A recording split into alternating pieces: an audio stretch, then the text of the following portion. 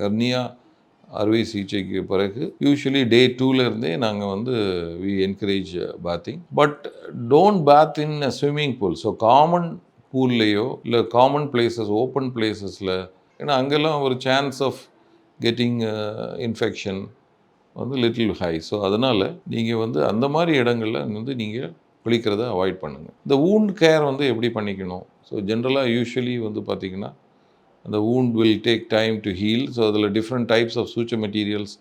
So usually we use அந்த தானாக அது உறிஞ்சு போகிற மாதிரி செல்ஃப் அப்சார்பிள் மெட்டீரியல்ஸ். இப்போ அந்த ஸ்கின்னை பேஸ்ட் பண்ணுற மாதிரி கம் க்ளூ கூட அவைலபிளாக இருக்குது.